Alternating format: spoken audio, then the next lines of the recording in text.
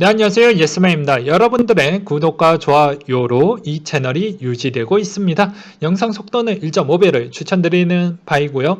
이번에도 어떠한 소식이 나왔는지 같이 한번 내용을 보도록 하겠습니다. 네, 바이든 대통령이 예정된 의회 연설에서 고소득자에 대한 세후 인상 공개를 예정을 하겠다. 자, 인프라 투자 계획에 대한 재원을 마련하기 위해 법인세와 자본이득세에 인상하겠다. 과세 방법도 조정을 했는데요. 상속에서 사망 시점으로 좀 돌려놨습니다.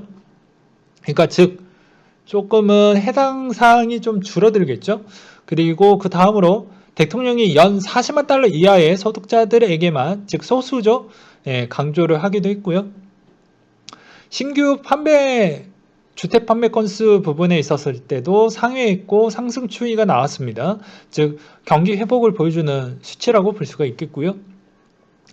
유로존의 PMI는 예상치 상회, 독일의 PMI는 예상치 상회했는데 전월 대비 하락한 수치였고, 그 영향은 이번 질병 사태로 인한 다시 그만큼 서비스업 부분에 있어서 정체와 그만큼 또 강화 조치를 하면서 그 영향을 좀 끼쳤다라는 내용을 볼 수가 있는 측면이 있었습니다. 그리고 유가 추이도 미국과 유럽의 경기 호조에도 불구하고도 인도, 브라질, 일본이 다시 재확산 우려의 부각으로 인해서 약간 하락됐다라는 소식과 달러 인덱스 추이도 90.86을 기록을 했는데, 미 국채 장기 금리 안정세 지속되는 가운데 유럽 경기 회복에 따른 호주와 유로화가 상대적으로 강세를 보인 전주 대비 하락을 마감했다라는 내용이 좀 눈에 들어왔습니다. 그 다음으로 코인에 대한 소식을 한번 보도록 하겠는데요. 보게 되면 젠서 재단의 대표가 불법 다단계 스테이킹을 운영한다라는 소식과, 그리고 김병욱 의원이 투명한 공시를 하기 위해서 가상자산권 법이 필요하다라는 이야기를 하기도 했습니다. 그 다음으로 빗썸이 BXA 사건과 전혀 무관하다. BXA는 토큰을 이야기를 하는 것이고요. 그리고 여기에 얽혀져 있는 사람이 이정훈 씨와 또 김병건 씨가 얽혀져 있다고 보시면 될 것 같습니다. 그리고 그 다음으로 자, 곧 업비트 상장합니다. 상장 사기주의보가 좀 많이 나온다고 하니까 그 점은 꼭 조심하셨으면 좋겠습니다.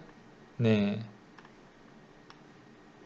그리고 그 다음으로 암호자산 포트폴리오는 5에서 10%가 적당하다라는 이야기도 나온 게 있네요. 페이팔 CEO가 암호화폐 진짜 물건이다라는 이야기를 했는데요. 그는 이번 타임지 인터뷰에서 그런 이야기를 했다고 합니다.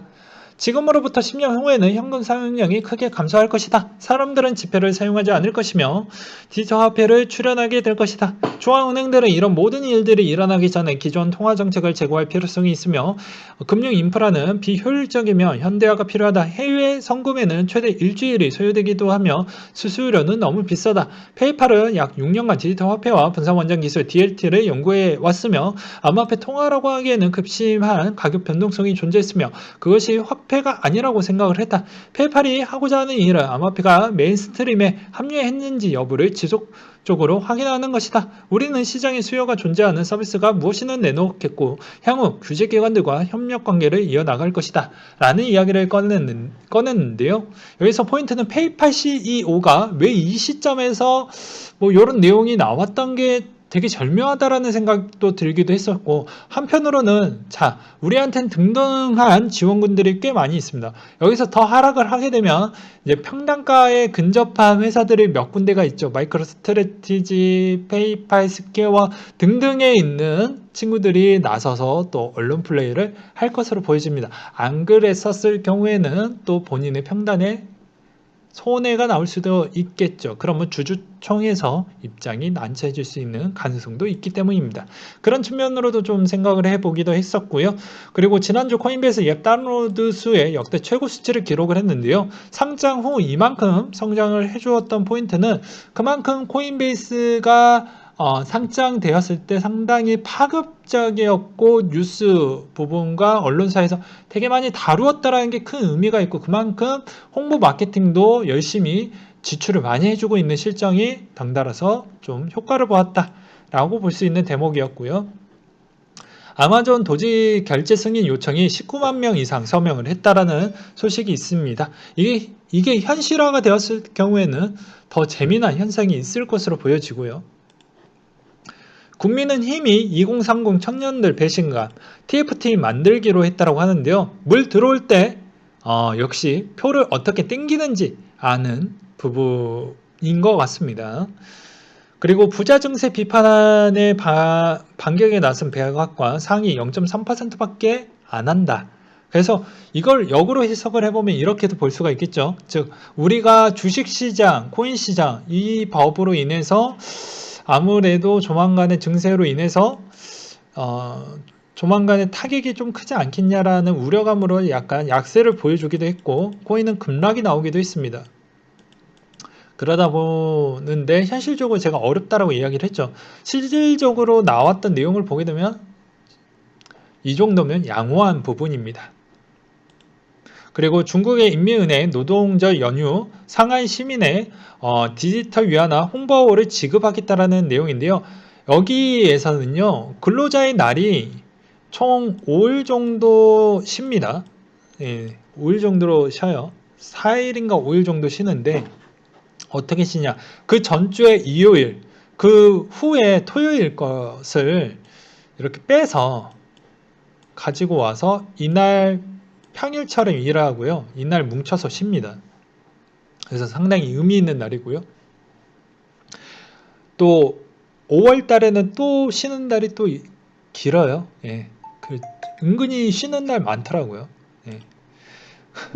그리고 지난주 NFT가 판매가 1위는 크립토펑크 2384 이더 부분에서 낙찰이 됐다라는 소식과 그리고 JP모건이 올 여름 비트코인 펀드를 출시하겠다라고 했는데요. 액티브 형태로 낸다라고 했습니다. 액티브 펀드가 무엇인지 알아야 되겠죠. 네, 시장 수익률을 초과하는 수익을 올리기 위해서 펀드 매니저들이 적극적인 운용 전략을 펴는 펀드를 말하고요. 갤럭시 디지털과 NIDIG는 현재 모건 스탠리 고객들의 비트코인 펀드를 제공하고 있다고 합니다. JP모건 이 회장님 참 말장난 겁나게 쳤는데 결국엔 요거 했어요. 네, 말장난을 너무 많이 쳤기 때문에 저는 별로 이 사람을 좋아하지는 않습니다. 네. 근데 결국엔 펀드를 출시를 했다라는 것은 우리한테 상당히 좋은 부분이 꽤 있다. 뭐 이렇게 보시면 될 것 같아요. 그리고 바이낸스, 테슬라에 이어 애플 3개 기업 주식 토큰 출시하겠다라는 내용이 나왔는데요. 주식 토큰은 주식이 아니지만 투자자들에게 주식 투자와 마찬가지로 특정 기업의 자산을 투자하는 권리를 제공을 시키며 하지만 전통적인 주식과 달리 바이낸스 신상품은 분할이 가능해져 더 저렴한 단위로 특정 주식을 투자할 수 있게 된다라는 내용이 있습니다. 근데 미국의 허가를 받고 하는지는 모르겠어요. 나중에 두들겨 맞지 않기를 바라겠습니다. 그 다음으로는요. 국민청원 정리범 필독이라고 해서 사람들 그리고 센트럴뱅크라고 있는데 사토시 나카모토라고 있습니다. 한 명이 딱 일어나고 딱 리더감 있게 딱 일어나니까 여기서 이제 비트코인 너즈가 생기고 여기서 엄청나게 대다수 있는 사람들이 생기니까 그냥 역전이 되는 현상인데요. 여기서 이제 이분이 주고 싶은 메시지는 그거예요. 은성수 씨 아직 사태가 청원이 될 거라고 하면 좀 더 우리가 힘을 필요하다. 그 이유는 세금을 한번 봐라. 조만간에 세금 차익을 요 정도가 나는데 물론 저는 알고 있습니다. 왜 이렇게 매겼는지 알고는 있는데 그래도 억지로라도 좀 바꿔야 될 것 같아요. 저도 이제 이거는 우리의 신기를 좀 건드렸기 때문에 우리도 주장할 거 좀 주장을 해야 될 것 같습니다. 그래서 웬만하면 여러분들 좀 동참을 좀 해주셨으면 좋겠어요. 그래야 우리의 힘을 더 가시해서 우리가 얻을 수 있는 최소 요구 조건을 받을 수가 있는 겁니다. 그 점을 꼭 잊지 말아 주셨으면 좋겠고요. 그리고 암호화폐 폭락 시 뱅크런이 올 수 있다. 금융당국 K뱅크 긴급 점검을 하겠다라고 했는데요. 뱅크럿 대비 실태를 긴급 점검한 것으로 나타난다. 그러니까 즉 업비트 어떻게 보면 K뱅크, 빗썸은 나머지 뭐 이런 쪽이 있는데 그쪽만 해당되는 부분입니다. 보게 되면 자 예치금 부분에 있었을 때가 오히려 K뱅크 부분에 10조 원 정도가 넘었는데 이제 시장이 안 좋아지면 당연히 돈을 빼겠죠. 돈을 빼면 이제 그만큼 예치금 부분에 대해서 부족분이 현상이 나니까 나중에 은행에 대한 신뢰도가 박살이 날 수가 있으니 특히 K뱅크는 마찬가지겠죠. 그러니까 그거에 따른 좀 걱정과 우려감으로 이런 기사가 나왔는데 한편으로는 지금의 금융위원장이 이딴 형태로 나왔던 건 약간의 페이크가 더 확실해졌습니다. K뱅크 조만간 상장하죠. 카카오뱅크 조만간 상장하죠. 근데 K뱅크 이대로 놔두면 안 되겠죠. 그래서 저는 그런 생각으로 좀 보았고요. 그리고 김부겸 씨가 응성수, 암호화폐 과열 진정에 시킬 필요가 있다고 판단을 했다고 하는데요. 저는 이 말이 좀 자극적으로 이야기를 하도록 하겠습니다. 개소리죠. 네. 투자 과열을 진정하기 위해서 폐쇄를 시킨다라는 거는 투자 과열을 진정시키는 게 아니죠. 그냥 폐쇄는 없애는 겁니다. 한국에 대한 한국말을 제대로 이해를 못 하신 것 같아요. 저는. 그리고 플랑코린이 국민청원 13만 남겼다. 20% 과세 유예가 되냐? 라고 해가지고 나왔죠. 이게 우리의 힘입니다. 벌써 13만을 넘기니까 이렇게 움직이는 걸 한번 보십시오. 그렇다고 해서 우리가 이렇게 또 마음 부분에 있어서 넉넉히 또 보면 안 됩니다. 추진할 건 추진을 해야 우리가 얻을 수 있는 부분이 있어요. 기브 앤 테기입니다. 아셨겠죠? 그러니까 즉 우리의 힘을 명확하게 보여줘야지 주식 투자자들이 얻을 수 있을 만큼에 대한 조건을 우리도 얻을 수가 있는 거예요. 그렇기 때문에 단합이 그만큼 중요하다라는 겁니다. 보셨잖아요. 단합을 하니까 우리가 한 명일 때와 대다수가 모일 때라 얼마나 파급력이 달라지는지 보셨잖아요. 그러니까 제발 20만 명 좀 채워주세요. 네. 그런 이야기를 좀 드리고 싶었고요. 그리고 요 내용 좀 와닿았습니다. 세금 관련 청원 정부는 작년부터 공지를 했다. 이제 와서부터 청원이냐? 라고 해서 좀 이런 내용 보면 좀 마음이 아픈데요. 자, 내가 코인 시장 한지 4년 차이다. 나도 세금 내는 거 이해 안 가고 누구보다 싫다. 그래서 작년에 세금 때리겠다고 공지를 내놨을 때 분통이 터졌고 열폭에서 매일 코인판을 막아야 된다고 청하자라고 글을 썼는데 그때는 귀도 들었다 말자 뭐 하면서 이기적인 개인주의 그리고 나머지 사람들이 다 한탕주의적 성향으로 봐서 이게 뭔 투자 시장이냐 그냥 도박장이다 라고 자기네들이 그러니까 우리 코인 투자자분들의 대다수의 인식도 그런 형태로 이미 갖고 있었죠. 그러면서 또 21년도가 왔습니다. 그대로 정부는 방치를 했고요. 그러니까는 또 피해가 커졌죠. 예. 그래 놓고는 관심 없으니까 제가 여러분들한테도 분명히 잘못이 있다라고 했습니다. 그때는 이제 몇 달 안 남았으니까 걱정도 되고 이제 너무 늦었다. 이제 와서 청원해봤자 잘 될 것 같냐? 일찍부터 과세 방안도 나왔다. 그러니까 진작에 했었어야 하지 않겠냐? 저는 이 이야기를 들으면서 더 제가 계속 저 혼자서만 이런 이야기를 하는 것 같은데요. 나머지 유튜버 분들은 용기가 없어서 이런 이야기를 안 하는 것 같은데 저라도 이런 목소리를 내도록 하겠습니다. 여러분들 나중에 진짜로 후회하지 마세요. 정말로 후회하지 마십시오. 왜냐면 부동산은 이제 거금을 갖고 있는 사람이 아니고서는 투자를 할 수가 없어요. 기본 단위가 다릅니다. 그러면 코인과 주식 두 가지가 있는데 코인은 앞으로 지 마음대로 세금 장난하고 또 장난칠 겁니다. 우리가 단합이 안 되었기 때문에. 그러면 또 피해를 볼 겁니다. 또 폐쇄를 고려하겠다. 이딴 짓거리 하겠죠. 아니 폐쇄를 고려한다는데 4년 동안 방치를 해놔?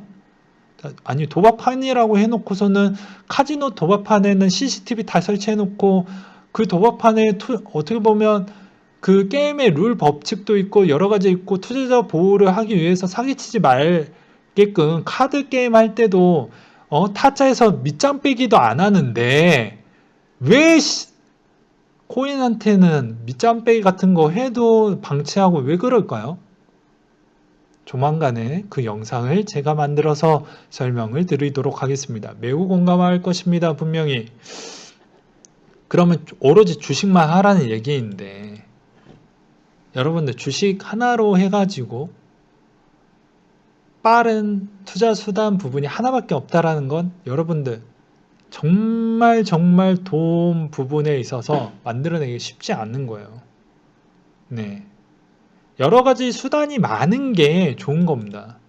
근데 수단이 진짜 딱 하나밖에 없으면 누구한테는 이 스타일이 안 맞고 이 성향이 안 맞을 수도 있잖아요. 그런 리스크도 다 감안하시면서 하셔야 된다라는 거예요. 아셨겠어요? 나중에 그러니까 피눈물 흘리지 말라는 겁니다. 되게 이기적이고 되게 개인적으로 그렇게 생각하시는 분들도 있는데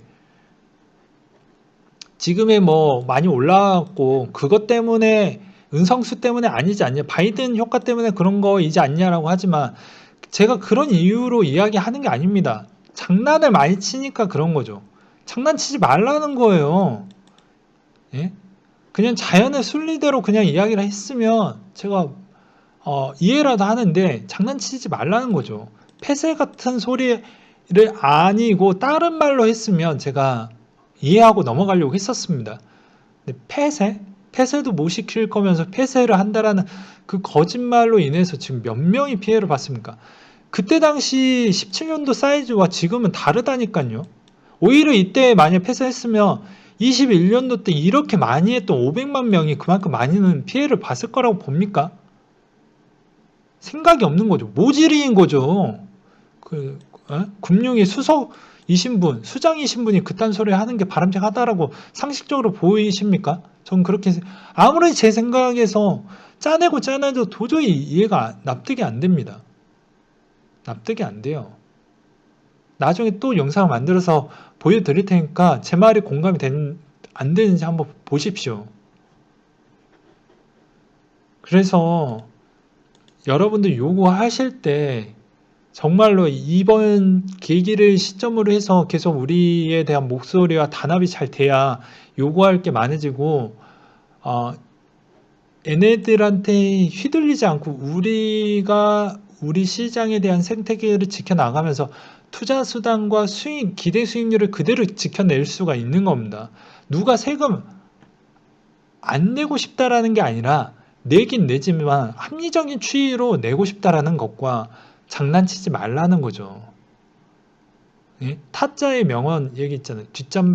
밑잠 빼기 하냐. 장난치지 마라. 손모가지 나간다. 괜히 나오는 게 아니죠. 예. 정상적인 부분에 대한 규제는 저 다 수용합니다. 근데 그딴 장난짓거리 하지 말라는 거죠. 네, 이상으로 마치도록 하겠습니다.